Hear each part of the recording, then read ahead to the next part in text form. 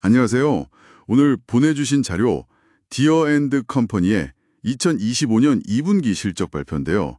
투자 관점에서 핵심만 딱 짚어서 한번 깊게 파보죠.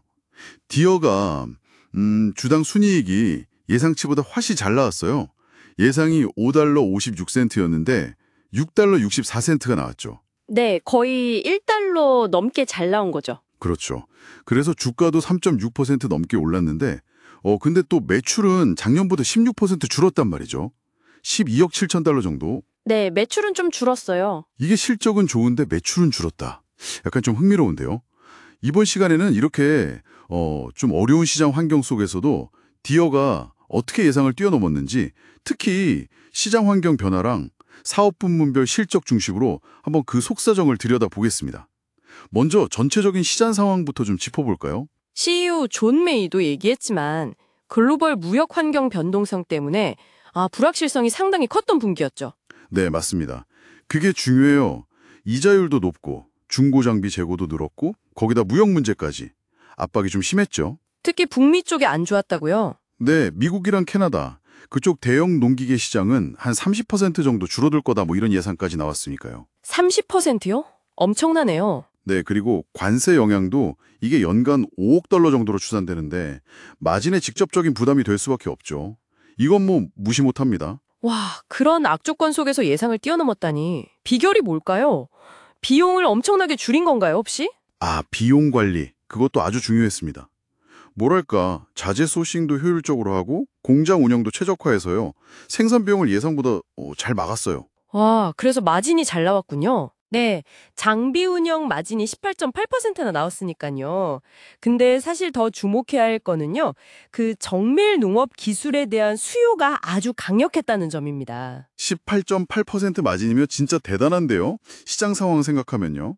근데 그 정밀 농업 수요가 강했다는 건 농가들이 지금 어렵다고 해도 미래 기술에는 투자를 계속하고 있다 뭐 이런 건가요? 바로 그 점이 흥미로운 포인트입니다. 전반적으로는 농가들이 지출을 줄이는데 그 CN 스프레이 같은 거 있잖아요. 그런 정밀 농업 기술 도입에는 오히려 적극적이었어요. 아하. 이게 단순 비용 절감을 넘어서 뭐랄까 극한의 효율성을 추구하는 쪽으로 농업 패러다임 자체가 좀 변하고 있다. 이런 신호로도 볼 수 있겠죠. 그 기술 기반의 SAS, 그러니까 서비스형 소프트웨어 모델 투자도 계속하고 있고요. 그렇군요. 자, 그럼 이제 전체적인 그림은 좀 알겠는데 디어의 사업 부문별로는 구체적으로 어땠는지 좀 더 자세히 볼까요? 핵심인 생산 및 정밀 농업 부문부터 보죠. 네, 생산 및 정밀 농업 부문 매출은 한 52억 3천만 달러, 작년보다는 21% 줄었어요.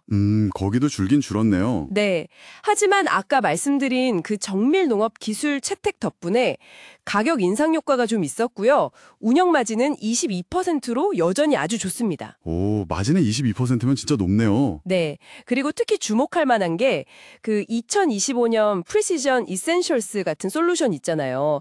그거 주문량이 벌써 2024년 전체 물량을 넘어섰대요. 와, 그쪽 모멘텀은 확실히 살아있군요. 그럼 소형 농업이랑 잔디 관리 부문은 어땠나요?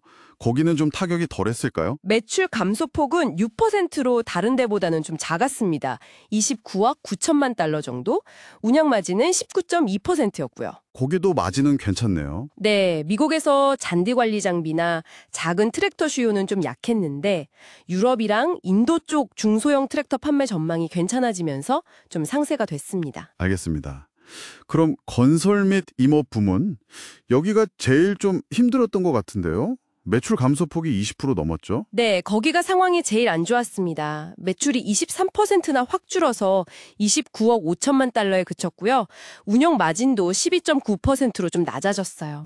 12.9%면 좀 많이 낮네요. 그렇죠. 출하량도 줄고 제품 믹스도 안 좋고 가격 압박까지 다 겹쳤습니다.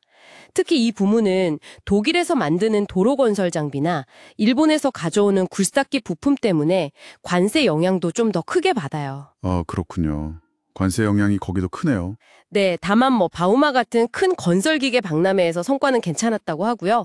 버킨이라고 도로 건설 장비 정밀 제어 기술 통합 같은 긍정적인 소식도 있긴 합니다. 알겠습니다. 그럼 앞으로의 전망은 좀 어떻게 제시했나요? 연간 가이던스 나왔죠? 네, 2025 회계연도 전체 순이익 가이던스로 47억 5천만 달러에서 55억 달러 사이를 내놨습니다. 범위가 꽤 넓네요. 네, 아무래도 관세 환경이 어떻게 될지 좀 불확실하니까 예측 범위를 좀 넓게 잡은 것 같아요. 여전히 주요 사업 부문 매출 감소 가능성이나 관세 영향 지속, 글로벌 농기계 시장 침체, 공급망 문제 같은 위험 요인들은 남아 있습니다. 정리를 좀 해보면 디어가 관세다, 시장 위축이다, 이런 거센 파도 속에서도 어쨌든 이 정밀농업이라는 성장 엔진, 그리고 철저한 비용 관리를 통해서 예상을 뛰어넘는 저력을 보여줬다. 이렇게 볼 수 있겠네요. 네, 맞습니다. 하지만 사업 부문별로 온도차는 좀 뚜렷하고 앞으로도 외부 변수 영향은 계속 좀 지켜봐야 하는 상황이고요. 그렇습니다. 투자자 관점에서 본다면 특히 그 정밀 농업 기술하고 SaaS 모델이 얼마나 성공적으로 시장에 더 퍼져나갈지, 그리고 이 골치 아픈 관세 영향을 가격 정책이나 비용 구조에 얼마나 또 영리하게 녹여낼지, 이게 앞으로 주가 흐름에 상당히 중요할 겁니다. 네, 오늘 분석 내용이 청취자 여러분의 투자 판단에 좋은 참고가 되었으면 좋겠습니다. 결국 여러분께서 계속 지켜보셔야 할 포인트는 이 디어가 내세우는 스마트 산업 전략, 그리고 기술 투자가 과연 이런 어려운 외부 환경 파도를 잘 넘어서 장기적인 성공과 가치를 만들어낼 수 있을까? 바로 이 점이 아닐까 싶습니다.